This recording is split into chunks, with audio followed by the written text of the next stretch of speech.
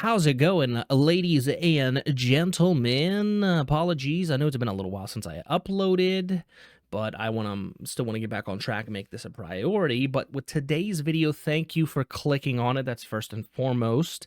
Make sure you give me a like. Don't play around. Smack that like button around. Do it. You better do it. And hit me with a subscribe if you haven't already, if you enjoy the content. But let's get into this. I'm at the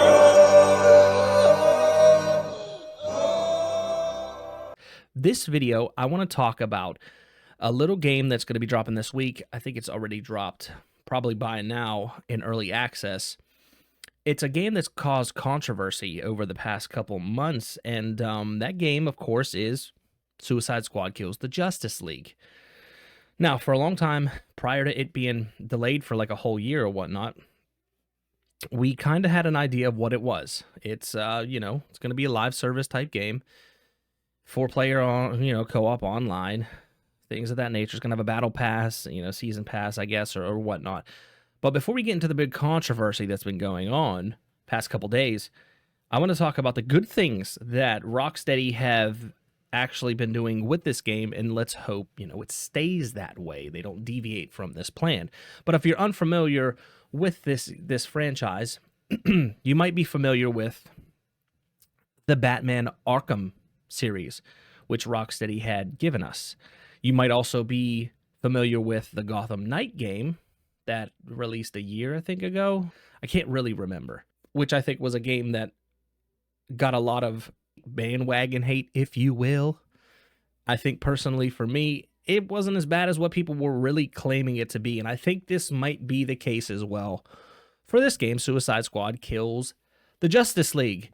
Now, the good thing that I have seen in the Rocksteady preview video that they dropped, so with their Battle Pass system, it seems like it's going to be a little bit more like the Call of Duty Battle Pass, where it's more streamlined with your cosmetics and your items that you can get, and that's also retrospective.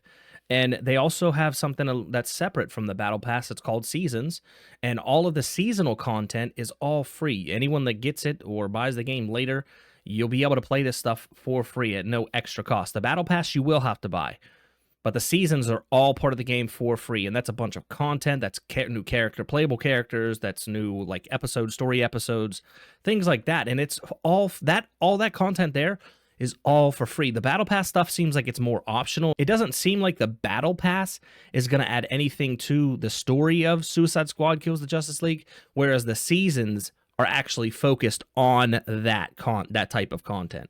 So that's really interesting. All that seasonal stuff is going to be free, whereas the Battle Pass stuff, of course, is kept as an option to purchase. And all this stuff is retroactive, meaning if you miss out on a season, you can always come back and play it, and you don't have to buy it, apparently. It's all free. So that's really, really cool. I think every game should do this type of stuff. If you buy a game on entry point at $70, because, games had to be increased. So if you buy a game at $70 or even more, then I think all of the extra content should be included. Any future content that's created and added to the game should be free, I believe. That's just from my consumer standpoint, of course. Now, I'm not going to talk about and expose the spoilers that have pretty much been riddled through the internet. I accidentally had one just kind of shoved in my face. Before I do that, one thing I want to touch on is the fact that we have game journalists, and I'm just going to say who it is IGN. I don't understand how they can have this understanding where they say they put out an article or a preview or whatnot of a game. In this case, it's Suicide Squad.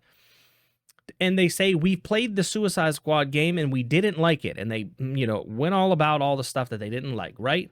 But then they're surprised when Warner Brother or Rocksteady or whoever gave the, the order to not provide them with a review code.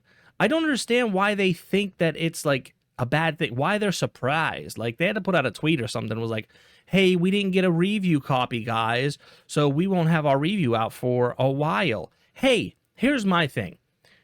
At least for me, I don't care. because what I'm going to rely on is my own perspective. But I would rather see a stream or a video or hear someone's opinion on a game who actually shelled out the money for it. Like, it seems like IGN likes to throw a rock and then hide their hand and try to play a victim. You know, you can't, I just don't understand why people are so comfortable with bashing something and then being surprised that they get treated a certain way by the thing that they bashed. It's just, that's a level of entitlement, and it's just crazy. I don't get it. But anyways, let's move on from there. The real meat and potatoes of what I want to talk about is how people are surprised of the, some of the leaks that have came out. And I'm not going to spoil it, so you're good to go. If you want to look at them, I'm sure if you haven't seen them already, you can find them. But from what I've seen, people are mad about what happens. And I don't get it. The title of the game is Suicide Squad Kill the Justice League. You can interpret that any way you want. You can have whatever expectation that you want. But why you would think anything other than what the title says is mind-blowing to me. It really is. And people that are outraged by it or whatnot, I think it's really just fake outrage. People want to feel like they're part of something so bad. They want to feel like they're part of some sort of community so bad that they'll jump on a bandwagon of outrage. And it just don't make any sense to me. My advice would be, if any game is even the slightest bit interesting to you, buy it for yourself. Or see if it's coming to your favorite game service like Game Pass or PS Plus or whatever. But either way, I would say if you have even just the smallest interest in a game, buy it yourself and see if you like it. There's many times that I've seen people put out videos and reviews about a game that they didn't particularly like, or they didn't, they had a bunch of different gripes about it, and then I played it, and I fucking love them. You know what I mean? I end up liking things that people deem they don't like. And why? It's because I depend on my own perspective. I'm confident enough in my own decision-making to know what I like and know what I won't like. And guess what? If I don't like it, just bit the bullet. I know not to buy that again or invest into this franchise. It is what it is. It's not making a mistake. It's actually having a confidence in yourself and not relying on other people's perspectives and opinions to determine your purchase and what you're going to enjoy. I think the outrage is kind of silly, and just like Gotham Knights, I think the game is getting unnecessary hate. Rocksteady's going to have their own particular direction that they want to go with the storyline, and you either like it or you don't. It's that simple. One thing that I didn't know was happening, which this isn't a spoiler, they released it and everything, but in the first season there's going to be a new playable character, and it's the Joker, and he looks nothing like the Arkham Knight Joker and whatnot, of course, because I didn't know this, but they're introducing Elseworlds, which is essentially multiverses in the DC universe in this game.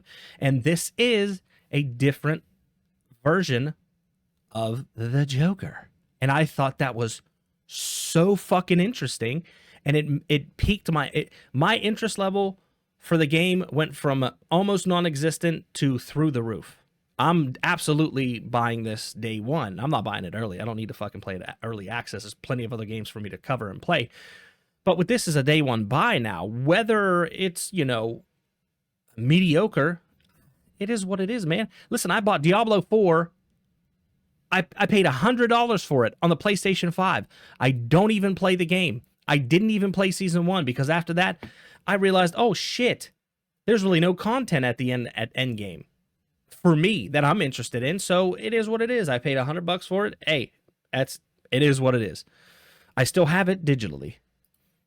It's no sweat off my back. I don't stress it. That's basically what it is.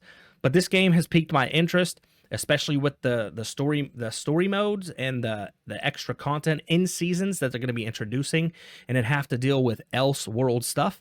I'm just really kind of curious what kind of other characters that we're going to get, because it doesn't necessarily mean that we're only going to get villains from, you know, villain playable characters. We may get a Robin character from Elseworld that we're able to play. It doesn't mean just because it's the game is Suicide Squad Kill the Justice League that it's only going to be Suicide Squad members or villains that we're going to be able to play with. If it is, I'm cool with that. It's Elseworld stuff. It's multi-universe characters. So I'm cool with that. It's going to be different versions of these characters. So I'm kind of excited about that whole aspect. I think Rocksteady might knock it out the park with this. But hey, you be the judge yourself. Don't rely on these companies, you know, that throw rocks and then hide their fucking hands to tell you what you should like. Do it yourself.